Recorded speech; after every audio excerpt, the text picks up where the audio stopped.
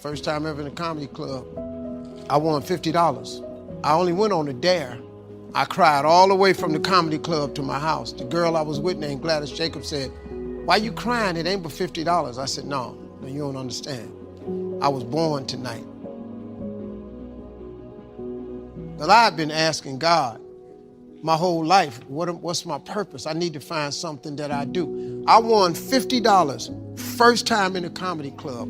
I went to work the next day, October 9th, and quit my job with $50 in my pocket. Married, twins, $50. My ex-wife said, you can't do that. That's foolishness. Her mother told me, you're not even funny. My mother told me, boy, you don't do stuff like that. You work like your daddy and your brothers. I said, no, Mama, this is what I was born to do. And my mother was saved and, Sunday school teacher, so I believed everything my mama told me. But this one time I said, Mama, I got to go try this. I said, this is it for me. I said, if I don't do this, what I'm gonna do? She said, you're gonna work like your daddy did. Your daddy worked hard. I said, okay, well, I just work hard. But I'm gonna go be something. The only person in my family that believed in me was my father. He said, boy, if you think you can make it, go ahead. And if you need some help, I'll give you 100 every now and then. And I've done nothing since that day except tell jokes. Now, I got in a lot of trouble. By the time I was 30, I was homeless. Because the first year in comedy, I only made $3,500. The next year, I made $5,000. The third year in comedy, I made $6,800. You get homeless real fast like that. So I was trying to make my little money and send it to my wife and kids, but it wasn't enough. So I would just keep $25, enough to stay out there and get to the next gig. And it didn't work for me for 3 years. I lived in my car. You have to take chances in life. If you want your life to be something special, you eventually have to take a chance. You can't do normal things and expect extraordinary results. It doesn't work that way. You have to take an exceptional chance one time. And it's gonna cost you something that you care deeply about. Bishop Jakes told me one time, he said, in order to get to the next level in life, you can see where you wanna go, but it's a glass ceiling. The reason you can see it is because it's a glass ceiling. In order to break through a glass ceiling, you're gonna have to shatter the glass. Anytime you shatter the glass, it's gonna be blood shed. And the blood that you shed is gonna be something that you care deeply about. So if you are not willing to shed something you care deeply about, you cannot go to the next level. Most people let their family keep them from going to the next level. Some people, your friends. Some people, it's your job, your position keeps you from going to the next level. But if you go to work every day and you ain't happy, if you don't wake up overjoyed to go to work, that ain't no life, man. You got the wrong job. And you know why you got the wrong job? Because you ain't living in your gift. You only find peace and happiness when you live in your gift, the thing God created you to be. If you don't ever do what God created you to be, man, you'll never be content. You'll be miserable. All the time I was miserable. For 27 years, misery. I couldn't figure it out until I won that money. I won $50. Just 50. But it changed my whole life. I made a lot more since that 50. But guess what? I still tell jokes. That's all these is jokes. If I don't be nothing else, I'm gonna be funny. That's the deal, ain't it? If you hire me, you're gonna get these jokes. Because that's my gift. What you want me to do? They hired me to speak at this insurance company one time. All these big wigs sitting there. So I started telling jokes. The audience was dying laughing. This guy came up to me and said, I hired you as a motivational speaker. I said, that's what I do. Well, what's the laughing for? I said, because it holds people's attention.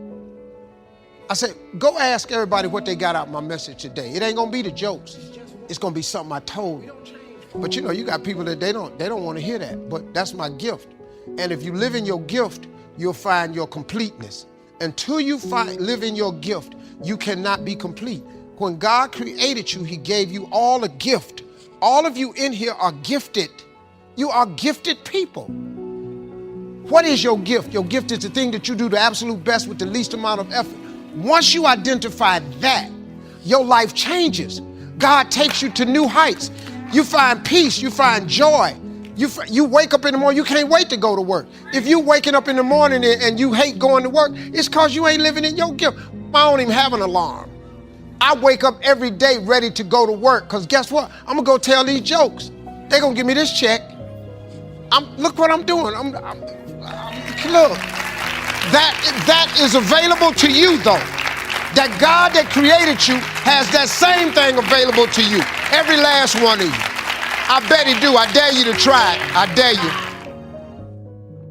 What I'd like for you to do right now, I want you to think about your dream. Think about your dream right now. I want you to think about it. Now, ladies and gentlemen, let me share something with you. I do not believe that any of us have dreams that were not given to us for the purpose of accomplishing those particular dreams. I started out, as was indicated, very humble beginnings. I don't know what that dream is that you have. I don't care how far-fetched it might appear to be. I don't care how disappointing it might have been as you've been working toward that dream. That dream that you're holding in your mind, that it's possible. See, sometimes we can't say, I can do that. But what we can say, that I can have my dream. As we work on it day in and day out, no one, ladies and gentlemen, could have convinced me when I started out working on my dream. And I want you to think about whatever your dream is. I was willing to take a chance, and most people won't do that. Most of the people that you talk to, these are not risk takers. Most people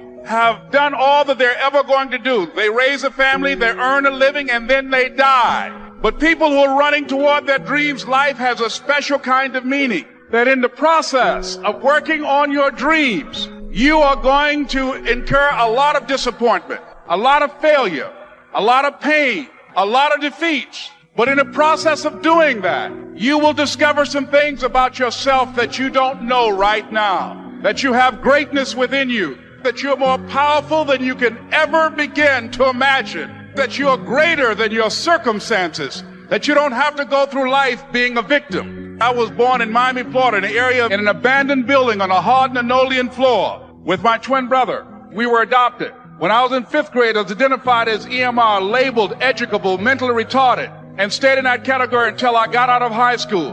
But I met a high school teacher who one day changed my life. I was waiting on another student. When he came in, he said to me, young man, go to the board and write what I'm about to tell you. And I said, I can't do that, sir. He said, why not? I'm not one of your students. He said, it doesn't matter. Follow my directions. I said, I can't do that, sir, because I'm educable, mentally retarded. And he came from behind his desk and he looked at me. Someone's opinion of you does not have to become your reality. I just make mine so simple that it really doesn't have those complications. If on your goal list is a ranch in Montana, and you say, well, if I worked hard and maybe it's my second year of following a entrepreneurial project and I'm doing fairly well, I think maybe I could accomplish that in 5 years. Sure enough, if good things happen, it's down to 3. If it takes me a little longer, maybe that's off in 10. But I just leave it on my list, not to make it an obsession. And then maybe the more I think about it, say, no, not a farm in Montana. An apartment in New York on Park Avenue. I think I'll change to that. I think that makes it easier. Let that inspire you. If goals inspire you to higher achievement of things and occasions and places you want to go and things you want to see and people you want to meet, if only a little of it comes true, but all of it served as inspiration along the way to do better and work harder, and say maybe some of these goals will be closer than I thought now, it looks exciting. All of that serves you well. Who cares how close you got? Who cares if you set 200 goals and only got 10? It doesn't really matter. And I think if you make it that easy on yourself, tear up the list if you want to, start over. I've gotten some better information now. I'm not going to go for that. How about something else? I think that's the key. I make it easy. Make a list of what you want and start checking off the things that are easy to get on your list. A lot of little things that you start checking off, and then let the rest of it all unfold. But you might as well dream about, having an upstairs maid and a downstairs maid. If you happen to visit a rich man's home and say, wow, that's the life for me, I'm going to put that on my list. guy's got a limousine and a driver. You say, wow, someday that's for me. And then later you say, no, this limousine and driver deal, that's not for me. But let it inspire you in the meantime. Why not? Even if you change your mind, threw that out, put in something else. One of my friends brought me on his Learjet the other day from San Jose to Van Nuys, close to my home. I thought, wow, it'd be nice to have a jet like this. But I think it only seats 4 people or 5. It was really small. Then he's got an 8-passenger helicopter, pilot and a co-pilot and 6 passengers. It's the latest state-of-the-art, fine machine. Then I thought I'd like to live in a mansion and have all the stuff. But then I go visit someone who's got the mansion and the security and the servants and the groundskeepers, and this whole house is just almost like chaos. And you have a cup of coffee and you drink it and you can't even set your own coffee cup down. Somebody comes and takes it away. And I say, with my temperament and style, this is really not for me. I've got to live a little more simple life. But for someone else, a house full of servants and groundskeepers and security and the whole entourage, that's for them. But if they wanted it and later change their mind to live a little more serene life, then that's okay too. Did you ever get that mansion on the hill with all those servants that, yeah, I went for that for a while, but, you know, the more I went to some places where people lived like that, the more I thought, no, this is really not for me. Having my fishing line in a tranquil stream in Montana, I think now suits my style a little better. I did a seminar in each city in 13 cities a month. I had the elaborate entourage. It was unbelievable. One day I decided, someday I shall have no office.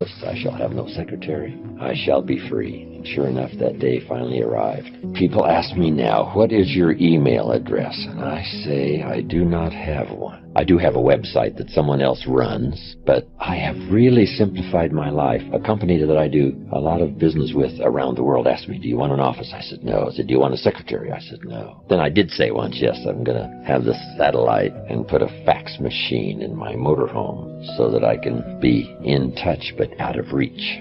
I want somebody to say, yes, you can contact him, but you can't find him for a while. You know, he's not gone forever, but he's gone for a while. So I do seek solitude, chances to get away. My farm in Idaho, overlooking Snake River, is a great place to get away and deal in agriculture and build a few homes. A little change of pace from flying all around the world. It's exciting for me. But for now, right, I have no office and no secretary and no email address, and so I managed to escape most of it. And I think you just have to really make the hard and fast decisions. I did a speech one time, and the title of my speech was, Today I Am a Wealthy Man. Didn't have much to do with money. But here's what I said. I want you to jot these notes down. Here was number one. I said I'm wealthy because of my heritage. My parents, my grandparents.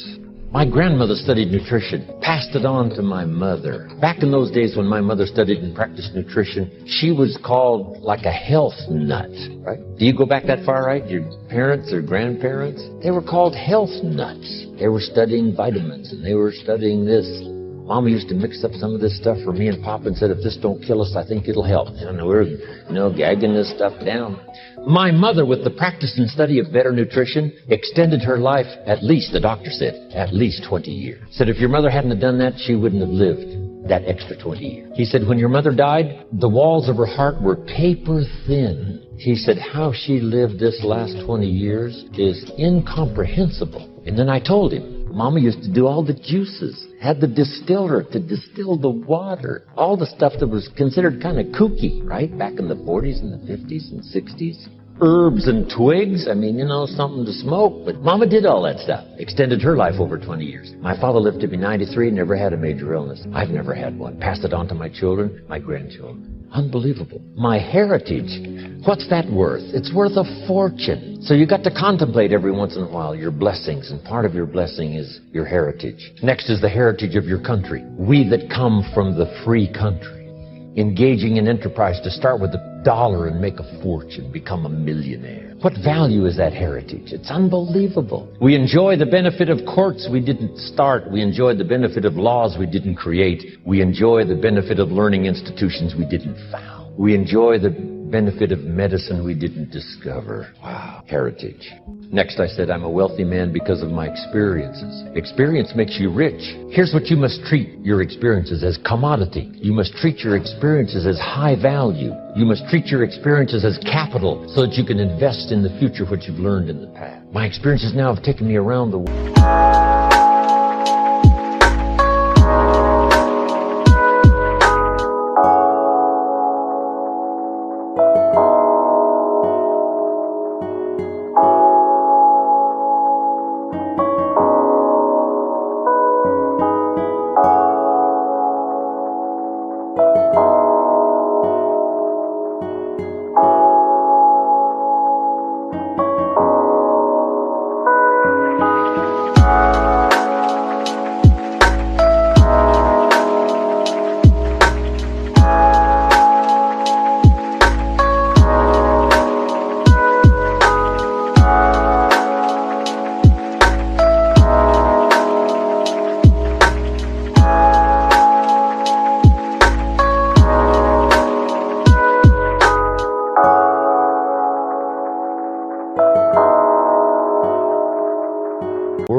A birthday celebration last year, right, in 16 cities. It was one of the most unbelievable experiences of my life.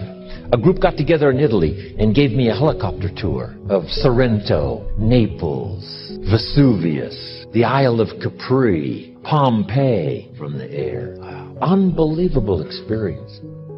God is not going to let the opposition delay you from your destiny. He has already scheduled your destiny moments. It may feel like you're falling behind. The opposition is holding you back. Stay encouraged. At the right time, that adversity is going to hurry out of your way. Red seas can't keep you from your purpose. God knows how to part those waters. Legal situations, companies that seem bigger, stronger, they can't stop God's plan for your life. It may feel like you're stuck. You don't see anything improving. Don't worry. God knows how to do a quick work. It can happen suddenly.